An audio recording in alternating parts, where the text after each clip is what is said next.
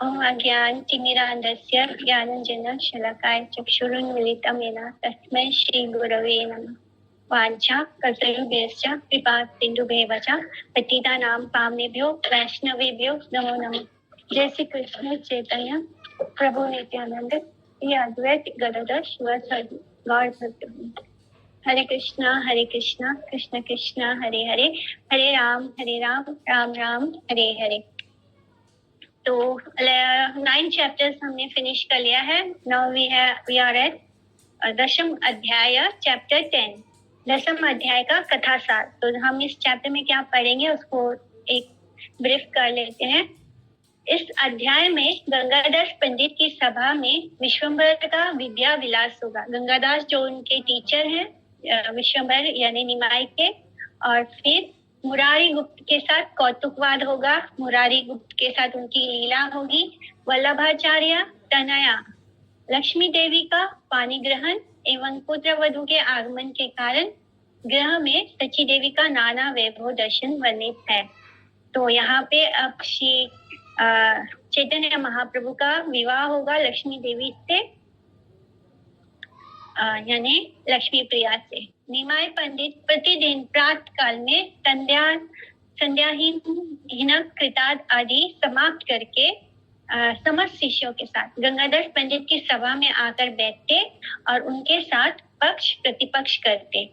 तो जो निमाई के निकट ग्रंथ विचार करने की इच्छा ना करते, उनके पक्ष का प्रभु समर्थन नहीं करते थे और उनके अनुगत ना होकर स्वतंत्र भाव से पाठ अभ्यास करने का कुफल प्रदर्शन करते थे। मुरारी गुप्त को अपने निकट पाठ अभ्यास करते ना देखकर एक दिन मुरारी के साथ निमाई ने कुछ कौतुक करने के अभिप्राय से व्याकरण चिंता की अपेक्षा रोगी की चिंता ही गुप्त के पक्ष में शोभनीय है इत्यादि रहस्योक्ति द्वारा उनमें क्रोध को उत्पन्न करने की चेष्टा की। रुद्र अंश मुरारी ने जब तब भी क्रोधित न होकर अपनी विद्वता की परीक्षा करने के लिए निमाई से कहा। प्रभु और भृत्य में पूर्व पक्ष उत्तर पक्ष प्रारंभ हुआ। उन अपनी कृपा के प्रभाव से ही परम पंडित मुरारी की व्याख्या श्रवण करके प्रभु द्वारा परम संतोष के साथ मुरारी के अंग पर श्री पद्म हस्त अर्पण करते ही मुरारी की देह परम आनंदमय हो गई।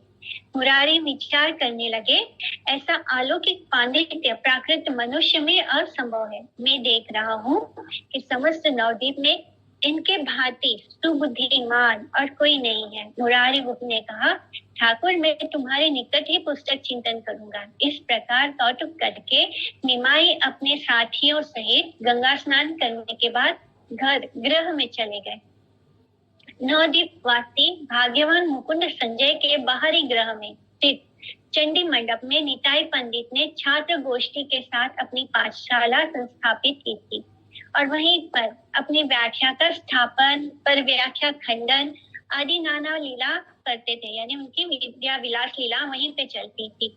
वहां पे एक छोटा सा उन्होंने बना लिया था, अपना एक मंडप बना लिया था जहाँ पे वो अपने मित्रों के साथ जो उनके सहपाठी है, जो उनके सारे बच्चे हैं, उनके साथ के जो छात्र हैं, स्टूडेंट्स हैं, उन सबके साथ उन्होंने एक बनाया था और वहां पर वो बैठ के उसको चंडी मंडप में स्थित था। वहां पर वो सबके साथ बैठ के अपनी अध्ययन जो है उसका वो एक स्थापित करते और फिर उसका खंडन करते। इस तरह वो अपनी व्याख्या को स्थापन और पर व्याख्या खंडन आदि लीला प्रदर्शित करते थे।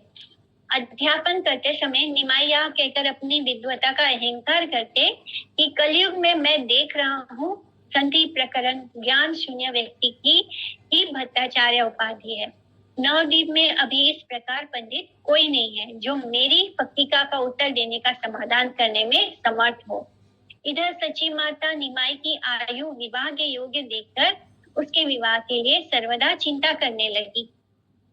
देव योग से नवद्वीप वासी वल्लभाचार्य नामक किसी एक सत्कुल सुशील विप्र यानी ब्राह्मण की महालक्ष्मी स्वरूपिणी कन्या लक्ष्मी देवी ने एक दिन स्नान करने के उपलक्ष्य से गंगा घाट पर अपने प्रभु गौर नारायण का दर्शन पाकर मन ही मन उनके पाद पद्मों की वंदना की। ईश्वर की इच्छा से उसी दिन वन मालिक नामक नवद्वीपवासी एक घटक विप्र ने सची माता के निकट वल्लभ कन्या लक्ष्मी देवी के साथ निमाई का विवाह प्रस्ताव रखा। तो कुछ लोग होते हैं जो विवाह करवाते हैं, जो हर घर घर में जाके देखते हैं कि कौन लड़का है कौन लड़की है, तो इस तरह होता है। तो इसी तरह एक वनमाली नामक नवद्वीपवासी था, जो एक घटक विप्र है, उसने सची माता के पास जाकर बताया कि वल्लभाचार्य की एक कन्या है लक्ष्मी देवी, उनके साथ हम निमाई का विवाह का प्रस्ताव उन्होंने रखा। किंतु सची देवी के निकट कोई विशेष आशा या मनोयोग ना देखकर विप्र दुखी मन से वापस जा रहे थे कि इसी समय पद पर निमाई के साथ वनमाली विप्र का साक्षात्कार हो गया। तो वो उन्होंने बताया सची माता को कि ऐसे ऐसे एक लड़की है, वल्लभाचार्य की पुत्री है, तो उसके साथ निमाई का विवाह कर दो। लेकिन सची माता जो है वो उनके वो कुछ नहीं बोलती है। उनके मन पे ऐसी कोई वो एक तरफ तो वो उनके घर में कोई लक्ष्मी वगैरह नहीं है, कोई है भी नहीं, तो वो कुछ उनको ऐसे पॉजिटिव रिप्लाई नहीं देती है। तो वहां से वो निकलकर वनमाली वो बाहर निकलता है और वो रास्ते में दुखी होकर ही जा रहा है कि कुछ हुआ नहीं। उसको रास्ते में निमाई मिलते हैं। विप्र ने से समस्त कथा सुनकर जननी के निकट निमाई ने अपने विवाह का सम्मति सूचक इशारा किया। इस तरह विप्र ने उनको इशारों में बता दिया कि वो उनके विवाह के लिए लड़की की सूचना देने आया था, बताने आया था। तो इसी तरह पुराने समय में ऐसे डायरेक्टली बात नहीं होता था, यानी लड़के भी इतने ओपनली बात नहीं करते थे विवाह के बारे में। तो उन्होंने इशारों में अपनी माता को, अपनी जननी को बताया कि हाँ वो विवाह के लिए तैयार है उस लड़की से। इस तरह सम्मति सूचक इशारा किया। अगले दिन विप्र को बुलाकर सची माता ने जिससे प्रस्तावित विवाह कार्य शीघ्र ही संपन्न हो वैसी व्यवस्था करने के लिए कहा, और फिर विप्र ने आनंद से उसी क्षण जाकर कन्या पक्ष को इस संबंध के विषय में वर पक्ष की सम्मति प्रकट की। इस तरह उन्होंने उसको एग्री कर लिया कि हाँ हम उनके साथ विवाह करने को तैयार हैं। और फिर वो वनमाली जो ब्राह्मण है वो जाता है और वल्लभाचार्य के पास जाकर बताता है कि हाँ आनंद पूर्वक उनसे सहमत हो गए हैं, ये बता देता है। इन्हें दारिद्र्य के कारण जा माता को 5 हरी टकी के अलावा और कुछ दहेज देने में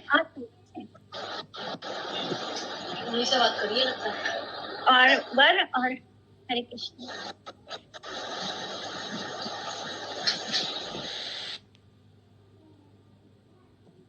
इस तरह वर पक्ष की सम्मति प्रकट की, जिसे सुनकर वल्लभाचार्य भी आनंद पूर्वक उससे सहमत हो गए और कहा कि वे दारिद्र्य के कारण जा माता यानी जो उनके जमाई हैं यानी गौरहरि, उनको 5 हरी तकी के अलावा और कुछ दहेज में देने में असमर्थ है। यानी वो भी इतने उनके पास भी इतनी धन संपदा नहीं है, इसलिए वो भी बस 5 हरी तकी दे सकेंगे।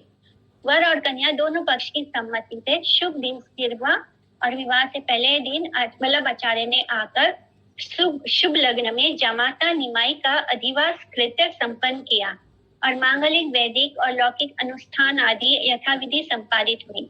अगले दिन शुभ गोधूली लग्न में गोष्ठी के साथ निमाई पंडित ने वल्लभ के गृह में शुभ यात्रा की और यथाविधि गोधूली यानी सांझ के समय, इवनिंग के समय वो निकलते हैं अपनी बारात लेकर और निमाई पंडित ने वल्लभ आचार्य के घर में, वल्लभा उनका नाम वल्लभ है, तो वल्लभ के गृह में शुभ यात्रा की और यथाविधि लक्ष्मी देवी का पानी ग्रहण किया और दूसरे दिन संध्या के समय निमाई लक्ष्मी देवी के साथ अपने घर में वापस आ गए।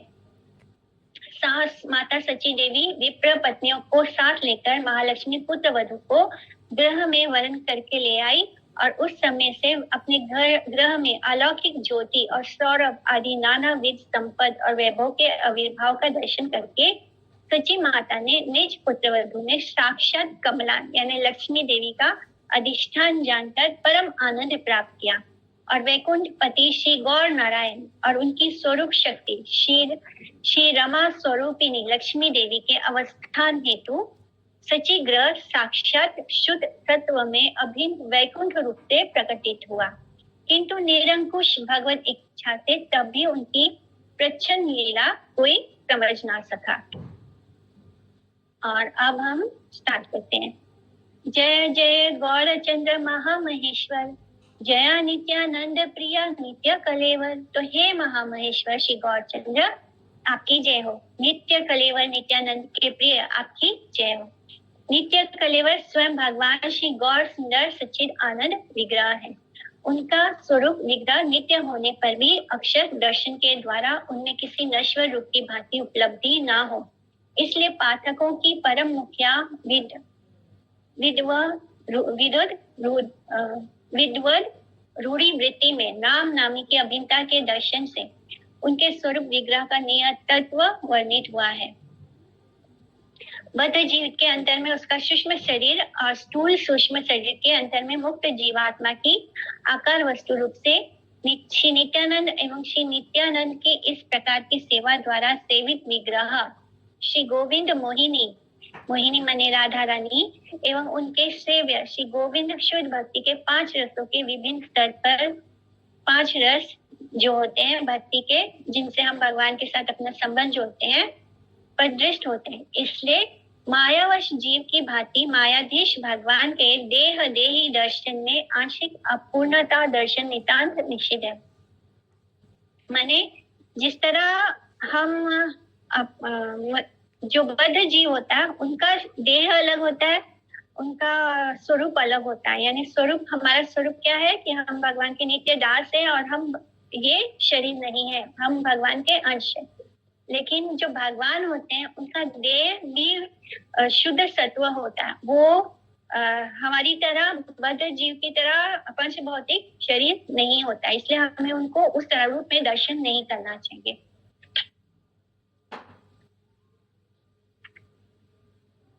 जय श्री गोविंद द्वारपाले करानाथ, जीवा प्रति कर प्रभु शुभ दृष्टिपात। हे गोविंद द्वारपाल पालक के नाथ, आपकी जय हो। हे प्रभु, जीवों के प्रति आप शुभ दृष्टि पाठ कीजिए। जय जय जगन्नाथ पुत्र विप्रराज, जया हो तोरा यत श्री भक्त समाज। हे जगन्नाथ पुत्र विप्रराज श्री गौर सुंदर, आपकी जय हो, आपकी जय हो। आपके सब भक्त समाज की जय हो, यानी सभी जो भगवान के भक्त हैं उन सब की जय हो।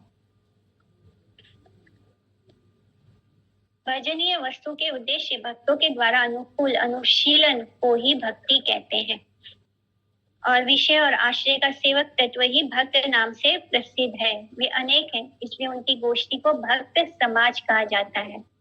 क्योंकि भक्त एक नहीं है, उनके अनेक भक्त हैं, इसलिए भक्त समाज करके यहाँ पे संबोधित किया गया है।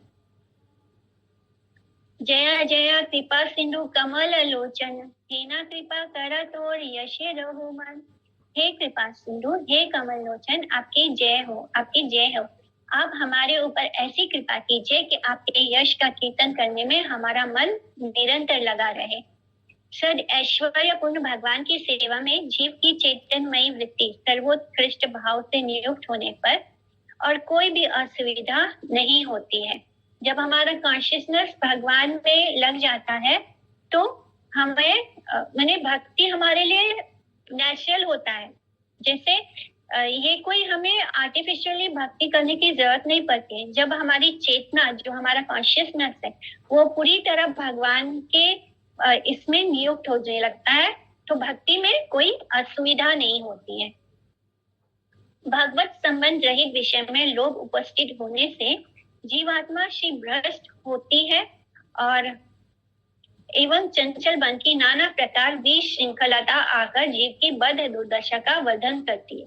अगर हमारे अंदर भगवत संबंध में कोई भी लोभ नहीं है, कोई हमारे अंदर लौल्यम नहीं है, कोई लालच नहीं है भगवत संबंध में, तो जीवात्मा जो है वो भ्रष्ट हो जाती है, वो अपने पथ से विमुख हो जाती है। हमारा एक्चुअली में रास्ता, हमारा गोल है कि भगवान की भक्ति करना, लेकिन अगर हम भगवान की भक्ति को छोड़कर उस प्रेम को भगवान में लगाने के बदले इस संसार के मटेरियल चीजों में लगाते हैं तो वही प्रेम क्या होता है, वो भ्रष्ट हो जाता है। वो प्रेम नहीं होकर काम बन जाता है, वासना बन जाती है।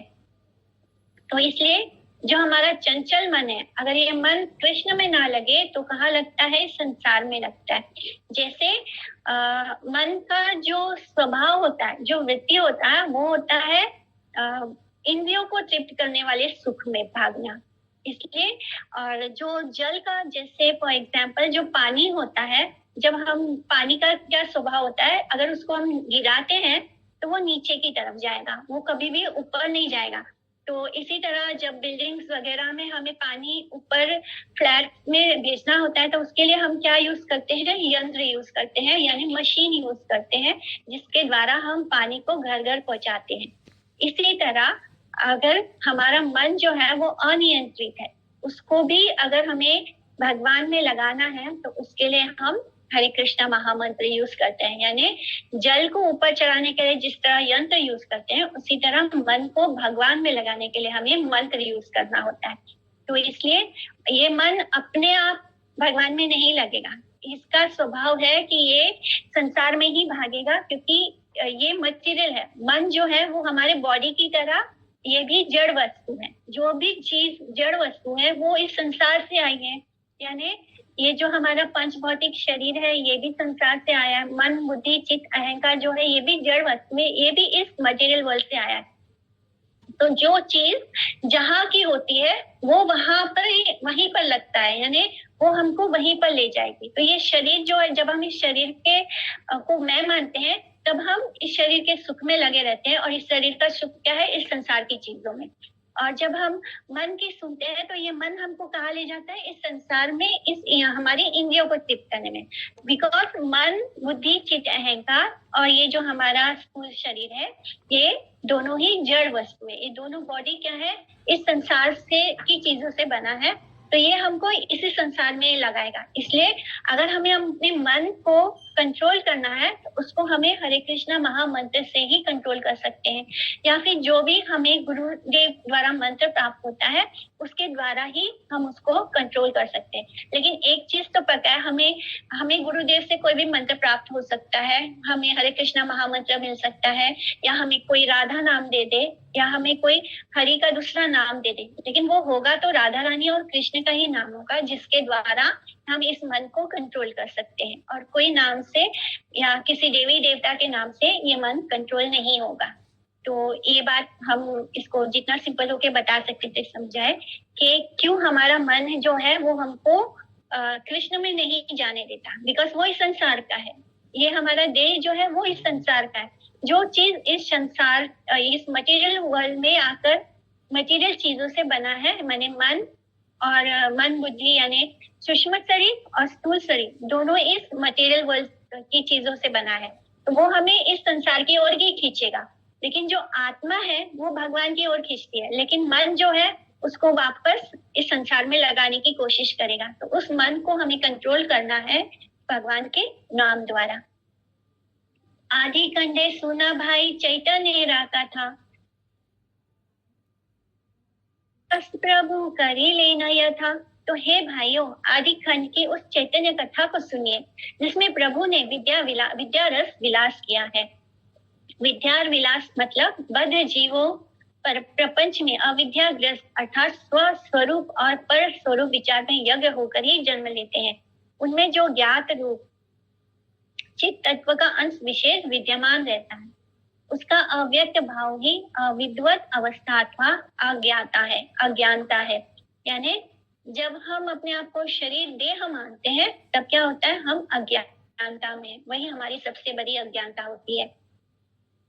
हेना मते नवद्वीपे श्री गौर सुंदर, रात्र दिन विद्या रसे नाही अवसर। इस प्रकार नवद्वीप में श्री गौर सुंदर को रात दिन विद्या रस से अवसर ही नहीं था। यानी वो रात दिन अपने विद्या रस में ही डूबे रहते थे, उसके अलावा वो और कुछ नहीं करते थे। उषा काले संध्या करी त्रिदशेरा नाथ, परिते चले न सर्व शिष्य गण साथ। तो त्रिदश के साथ श्री विश्वम्भर चंद्र उषा काल में संध्या करके सब शिष्यों के साथ पढ़ने के लिए चल देते थे। त्रिदशेर नाथ यानी त्रिदशा शब्द के अंतर्गत त्रि शब्द में देश विचार से भू भुव और स्वर इसको बोलते हैं, यानी सुबह के समय वो निकल जाते थे। काल विचार से भूत, वर्तमान और भविष्य। पात्र विचार से ब्रह्मा, विष्णु और रुद्र। यानी त्रिदशा, यानी त्रिदशा का ये 3 मतलब होता है। त्रिदशा के नाथ भगवान इन तीनों चीज को कंट्रोल करते हैं। इस तरह उनको त्रिदशा के नाथ बताया गया है। यहाँ पे जो गौड़े भास है वो हमें हर बात को बहुत ही इलॉबरेट करके एक्सप्लेन करता है कि हर वर्ड का क्या मीनिंग है।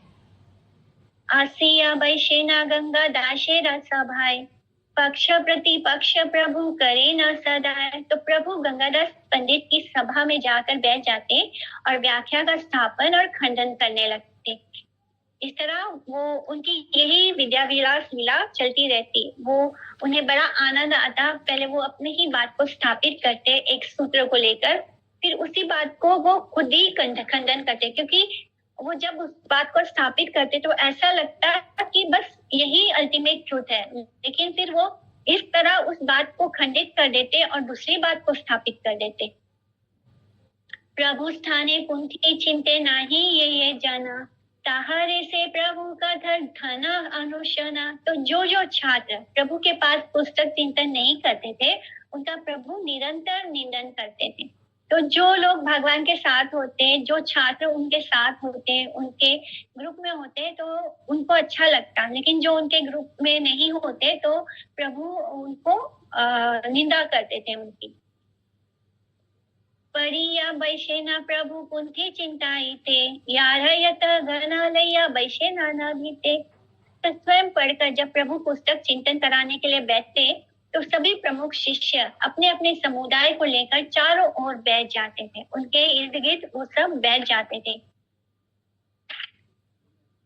नाना चिंते मुरारी गुप्त कुंठी प्रभु स्थाने, अतएव प्रभु की छू चाले न ताहाने। परंतु मुरारी गुप्त प्रभु के पास पुस्तक चिंतन नहीं करते थे, इसलिए प्रभु उसके विचारों की निंदा करते रहते थे। जो मुरारी गुप्त है वो श्री महाप्रभु के ग्रुप में आकर, यानी उनके पास आकर अपनी पुस्तक चिंतन नहीं करते, उनसे अपने विचार आदान प्रदान नहीं करते थे। तो ये बात गौर हरि को अच्छी नहीं लगती थी, जिसके कारण वो हमेशा उनकी निंदा करते थे। योग पट्ट छांडे वस्त्र करी या बंधन, वैशेन सभार मध्ये करी विरासन। चंदनेर शोभे उर्ध्व तिलक सुभाति, मुकुटा गंजाए दिव्य दर्शनेर ज्योति। गौरांग सुंदर वेश मदन मोहन, षोडशावत्सर प्रभु प्रथम यौवन।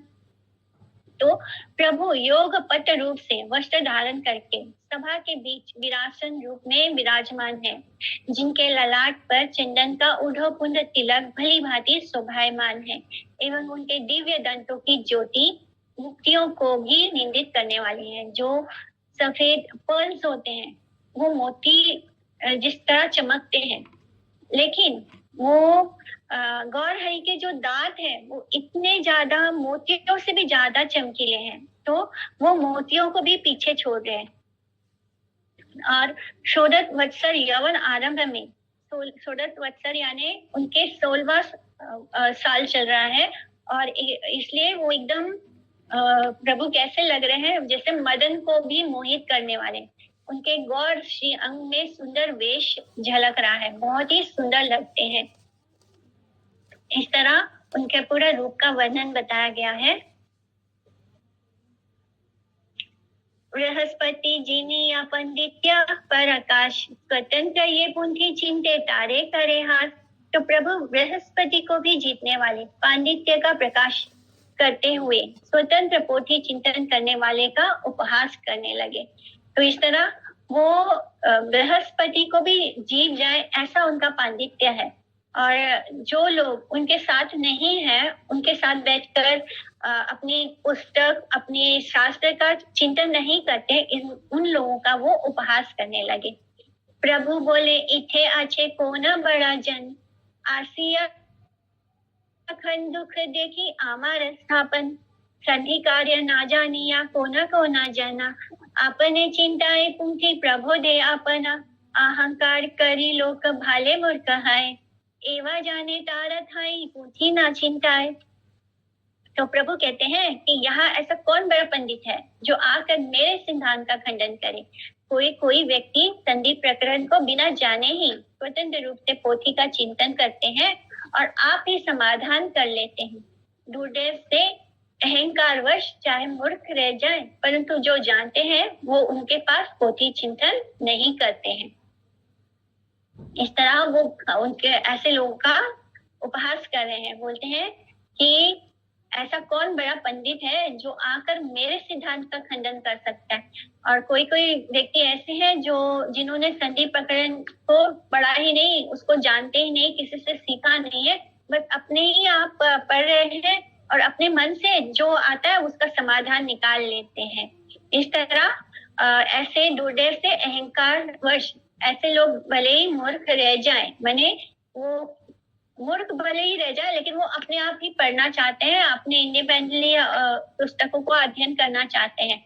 लेकिन जिन लोगों को पता है कि ऐसे लोगों ने अकेले बैठकर अपने आप ही अपना अध्ययन किया है, तो ऐसे लोग जो ज्ञानी है वो उनके पास पोथी चिंतन करने को नहीं जाएंगे। निमाई पंडित यह कहकर गर्व प्रकाश कर रहे हैं कि इस नवद्वीप में मेरी अपेक्षा अधिकतर बुद्धिमान, विद्वान अथवा पंडित इस प्रकार का कोई और नहीं है जो मेरा सिद्धांत खंडन करने में समर्थ हो। क्या आश्चर्य! कोई व्याकरण का प्रथम पाठ संधि तक नहीं जानते हैं, परंतु वे अहंकारवश अपने आप ही ग्रंथ पाठ करके विद्या प्राप्त करेंगे, ऐसा सोचकर मन ही मन तृप्ति प्राप्त करते हैं। किंतु देखा जाता है इस प्रकार अहंकार करने पर भी भविष्य में वे दूरदृष्ट दोष के कारण आखिर में मूर्खता का फल ही प्राप्त करते हैं, क्योंकि विद्वत गण शिरोमणि समसेवित चरण सरस्वती पति अर्थात मेरे निकट आकर वे ग्रंथ का अनुशीलन या पाठ अभ्यास नहीं करते हैं। तो एक्चुअली तो वो सही बोल रहे हैं, पर दिखने में ऐसा लगेगा कि जैसे वो बहुत अहंकार कर रहे हैं, किंतु भगवान है और भगवान से ही सब कुछ आ रहा है। सारे वेद भगवान से आ रहे हैं, सारे शास्त्र भगवान से आ रहे हैं। तो एक तरह से वो सच ही बोल रहे हैं कि कुछ लोग माने वो उनके पास नहीं आकर अपने आप ही विद्या ग्रहण करना चाहते हैं, जो कि इम्पॉसिबल है। सुनाए मुरारी गुप्त आटोपटंकार, ना बोलाए कि छुकारे करे अपना। तो मुरारी गुप्त प्रभु के इस प्रकार की अटोम टंकार को सुनकर भी चुपचाप अपने काम में निमग्न रहते थे। तो वो सुनते थे कि प्रभु इस तरह उनको ही मने संकेत कर कर बोल रहे हैं, लेकिन वो उनके बातों पर ध्यान नहीं देते थे। तथापि प्रभु तारे चाले न साधाए, सेवक देखी या बड़ा सुखी द्विजराय। तब भी प्रभु उन्हें सदा छेड़ते ही रहते थे, क्योंकि प्रभु अपने सेवक को देखकर बड़े सुखी होते हैं। वैद्य शास्त्राविद मुरारी गुप्त को व्याकरण शास्त्र में अज्ञ समझकर प्रभु की विद्रूप उक्ति। प्रभु बोले, वैद्य तुमने इहा के ने पढ़ा, लता पता निया गया रोगी कर दड़ा। व्याकरण शास्त्र ए विषय मेरा अवधि, कफा पित्त अजीर्ण व्यस्ता नहीं थी। मने मने चिंतित तुम्हें की बुझी वे इहा, घरे यहाँ तुम्हें रोगी दृढ़ कर गया। तो अब वो उनको उनकी खिंचाई कर रहे हैं। बोलते हैं कि मुरारी गुप्त से कहा कि वैद्य यानी वो डॉक्टर है, तो वैद्य तुम यहाँ क्यों पढ़ते हो? लता पता लेकर रोगी को अच्छा करो। यहाँ हमारे आसपास क्यों रहते हो? अपना जो उनका काम है वो जाके करे, जो भी जड़ी बूटी है, लता पता है, वो सब लेकर जाए और लोगों को अच्छा करे। ये व्याकरण शास्त्र अत्यंत कठिन है, इसमें कफ, पेट एवं अजीर्ण आदि की व्यवस्था नहीं है। जो तुम मन ही मन पुस्तक चिंतन करते हो, इसमें तुम क्या समझोगे? तुम घर जाओ और रोगियों का इलाज करो। इस तरह वो उनको सुनाते हैं। रुद्र अंश मुरारी परम खरतर, तथापि न हिला क्रोध देखी विश्वंभर। इतना बोलने पर भी रोज रोज उनको छेड़ते हैं, रोज उनको कुछ ना कुछ बोलते हैं। इस तरह भी उनको बोल दिया, तब भी मुरारी गुप्त जो है वो रुद्र का अंश है, भगवान शिव का अंश है, इस कारण परम प्रखर स्वभाव के थे, परंतु तब भी श्री विश्वंभर को देखकर क्रोधित नहीं होते थे। परम प्रखर यानी बहुत जल्दी से गुस्सा हो जाए ऐसे स्वभाव के थे, किंतु जब वो विश्वम्भर इस तरह की बात करते थे तब भी वो विश्वम्भर की बातों से क्रोधित नहीं होते थे। प्रत्युत्तर दिला के ने बड़ा था ठाकुर, सबेराई चाल देखी गर्वाह प्रचुर, सूत्र वित्ती पांजिती का यता ही न कर, आमा जिज्ञासिया की न पाएला उत्तर, बिना जिज्ञासिया बोल की जानी शतुई, ठाकुर ब्राह्मण तुम्ही की बलि बामुई। तो मुरारी गुप्त ने उसके उत्तर में कहा कि ठाकुर क्यों गर्व के साथ सबको दोष देते हो। सूत्र वृत्ति पांजी टीका आदि के जितने आपने प्रश्न किए बताओ तो किसका उत्तर नहीं मिला।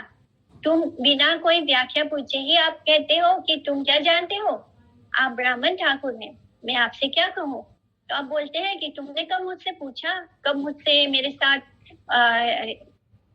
ये मैंने डिबेट किया या क्या तुमने मुझसे पूछा। अगर पूछते तो तुम्हें उत्तर भी मिलेगा, एक बार पूछ कर देख लो, व्याख्या का उत्तर तुम्हें अपने आप मिल जाएगा। निमाई के आग्रह से मुरारी का व्याख्यान और निमाई द्वारा उसका खंडन। तो प्रभु बोले व्याख्या कर अजी ये पढ़ीला, व्याख्या करे गुप्त प्रभु खंडित लागिला। तो प्रभु ने कहा ठीक है, आज जो पढ़ा है उसकी व्याख्या करो। प्रभु के कहने पर मुरारी गुप्त व्याख्या करने लगे तथा प्रभु उसका खंडन करते चले गए। गुप्त बोले एका अर्थ, प्रभु बोले आर, प्रभु भृत्य केहा कार्य नारे जीनीवा। तो मुरारी गुप्त एक प्रकार अर्थ करते तो प्रभु उसकी दूसरी प्रकार का अर्थ निकाल देते। माने वो किसी बात को पकड़ के उसकी व्याख्या कर रहे हैं तो वो जिस दिशा में उनकी बात जा रही है तो प्रभु उसका खंडन कर देते और उसका दूसरा मतलब निकाल देते। प्रभु और भृत्य कोई भी एक दूसरे को जीत नहीं पा रहे थे। एक्चुअली में मुरारी गुप्त तो प्रभु के दास ही हैं, लेकिन इस लीला में किसी को भी इस बात का ये नहीं था आभास, बिकॉज भगवान की जो योग माया है उसने किसी के भी सामने प्रभु का जो रियल स्वरूप है उसको प्रकाशित नहीं होने दिया था। मुरारी गुप्त भी नहीं जानता है ठीक से कि ये गौरहरि कौन है। तो यहाँ पे उनको भृत्य के रूप में लिखा है, भृत्य माने उनके दास। तो प्रभु यानी गौरहरि और भृत्य यानी मुरारी गुप्त। तो प्रभु और भृत्य कोई भी एक दूसरे को जीत नहीं पा रहा था। प्रभु रा प्रभावे गुप्त परम पंडित, मुरारी रा व्याख्या सुनी हना हरीश। तो प्रभु की कृपा से मुरारी गुप्त परम पांडित्य है और उनकी व्याख्या सुनकर प्रभु बड़े प्रसन्न हुए हैं, क्योंकि भगवान की ही कृपा से मुरारी गुप्त, उनकी ही कृपा से वो परम पंडित्य है और वो जो बोल रहे हैं तो उनकी व्याख्या जितना सुनते हैं गौरहरि उतने ज्यादा वो हर्षित होते हैं, खुश होते हैं। हर्ष से प्रभु द्वारा स्पर्श मात्र से मुरारी अप्रकृत चिद आनंद प्लवित होते हैं। संतोषे दिले ना तार अंगे पद्म हस्त, मुरारी रा देह हैला आनंद समस्त। तो इस तरह उनकी बातें सुनकर मुरारी गुप्त जो व्याख्या कर रहे हैं वो सुनकर प्रभु बहुत हर्षित होते हैं और हर्षित होकर क्या करते हैं, प्रसन्न होकर प्रभु ने उनके अंग पर अपना कर कमल स्पर्श कर दिया, जिससे कि उनके देह चिद आनंदमय हो गए। उनको ऐसे स्पर्श करते हैं अपने हाथों से, उससे क्या होता है, भगवान का स्पर्श पाकर उनका जो देह है उनके अंदर एक अजीब सा आनंद हो गया, चिद आनंदमय हो गया उनका देह। चिंते ही मुरारी गुप्त अपन हृदय, प्राकृत मनुष्य कभू ए पुरुष नय, एमन पांडित्य किवा मनुष्य राहय, हस्तस्पर्शे देह हैला परम आनंदमय, चिंतिले इहार स्थाने किछु लाज नाय, एमत बुद्धि सर्व नव द्वीपे नाय। तब मुरारी गुप्त अपने हृदय में विचार करने लगे कि ये पुरुष कभी भी प्राकृत या मटेरियल मनुष्य नहीं हो सकता। इस प्रकार का पांडित्य जिस तरह से वो व्याख्या करते हैं, जिस तरह से उनका ज्ञान का लेवल है, मनुष्यों में तो ये कभी भी संभव हो ही नहीं सकता। जिनके हाथों के स्पर्श मात्र से मेरे ये देह में, मेरे ये जो शरीर है इसमें परम आनंद में हो गई है। यानी वो जो हमारी जो आत्मा है वो क्या है, चित्त आनंद स्वरूप है। तो आनंद स्वरूप का जो आनंद है वो उनको महसूस हुआ जब श्री गौरहरि ने उनको स्पर्श किया। इनके पास पुस्तक चिंतन करने में कोई लज्जा की बात नहीं है। यानी अब उनको ये फील होता है कि ये कोई साधारण माने मटेरियल पुरुष नहीं है, इनके पास अगर बैठकर मैं पुस्तक की चिंतन करूंगा तो इसमें कोई लज्जा की बात नहीं है। इन जैसा सुबुद्धिशाली सारे नवद्वीप में कोई नहीं है। तो ये विचार उनके हृदय में आने लगे। प्राकृत मनुष्य यानी प्रकृति या माया का वशीभूत बद्ध जीव होता है, और इनको पता चल गया कि ये कोई प्राकृत पुरुष नहीं है। संतोषित हैया बोले ना वैधवर, चिंती व तोमार स्थाने सुना विश्वम्भर। तो विश्वम्भर के समीप मुरारी का पाठभ्यास स्वीकार करना। अब तक वो उनके साथ बैठकर चिंतन नहीं करते थे पुस्तक का, लेकिन जैसे ही प्रभु ने उनको स्पर्श किया, उनका पूरा उनको ये आभास हो गया कि ये कोई साधारण मनुष्य नहीं, मनुष्य क्या, ये मनुष्य है ही नहीं, ये कोई प्राकृत मनुष्य नहीं है, ये बहुत ही बहुत ही परम ज्ञानी है, जो कि इंसान के लिए ये पॉसिबल नहीं है। इनका जो पांडित्य है वो किसी मनुष्य के लिए संभव नहीं है। और फिर वो कहते हैं कि वैद्यवर मुरारी गुप्त संतुष्ट होकर बोलते हैं कि हे विश्वम्भर, सुनो, अब मैं तुम्हारे पास ही बैठकर पुस्तक चिंतन किया करूंगा।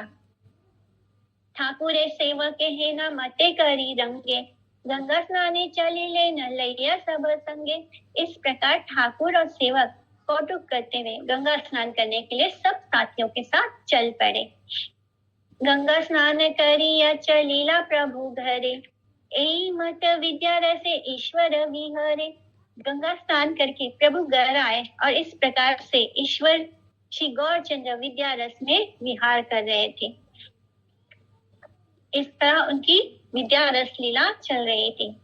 मुकुंद संजय बड़ा महाभाग्यवान, यहाँ आलाय विद्या विलास से रास्ता। तो महाभाग्यवान मुकुंद संजय का ग्रह प्रभु के विद्या विलास का केंद्र बना हुआ था। मुकुंद संजय कौन है? वो नवद्वीप वासी है। पुरुषोत्तम संजय के पिता इनके ही विस्तृत चंडी मंडप गृह में पुत्र के साथ इनको और अन्य छात्रों को निमाई पंडित व्याकरण आदि शास्त्र का अध्ययन कराते थे। ताहाना पुत्रेरा प्रभु आपने पढ़ाए, ताहारा तार प्रति भक्ति सर्वथा। तो उनके पुत्र को प्रभु स्वयं पढ़ाते थे, वे भी प्रभु के प्रति नितांत भक्ति रखते थे। इस तरह जो मुकुंद संजय है वो नवद्वीप वासी पुरुषोत्तम संजय के पिता हैं, और इनके ही विस्तृत चंडी मंडप गृह में, यानी इनका ही जो चंडी मंडप गृह है जहाँ पे वो बैठ के सब छात्रों के साथ बैठ के गोष्ठी करते हैं, उनके साथ कथा करते हैं, तो वो जहाँ पे वो व्याख्या करते हैं, खंडन करते हैं, तो जिस जगह पर बैठ के वो करते हैं वो मुकुंद संजय का है। और उनके जो पुत्र हैं संजय, पुरुषोत्तम संजय, उनको निमाई पंडित खुद ही पढ़ाते हैं। तो उनके पुत्र को स्वयं प्रभु पढ़ाते थे और वे भी प्रभु के प्रति नितांत भक्ति रखते थे। मुकुंद संजय के चंडी मंडप में बहु शिष्य विस्तृत निमाई का विद्या चतुष्पाद, बड़ा चंडी मंडप आछाए ताना धरे, चतुर्दी के विस्तर पढ़ुआ तही धरे, गोष्ठी करी ताहाई परान द्विजाराज, ते स्थाने गौरंगेरा विद्या रस समाज। तो उनके घर में एक बड़ा चंडी मंडप था जिसमें चारों ओर अनेक विद्यार्थी बैठ सकते थे। वहीं पर द्विजाराज यानी श्री विश्वम्भर चंद्र गोष्ठी बनाकर पढ़ाते थे और वहीं पर ही उनकी विद्या का समाज था। चंडी मंडप हिंदू गृहस्थ के घर के बाहरी ओर डोल दुर्गा उत्सव और चंडी पाठ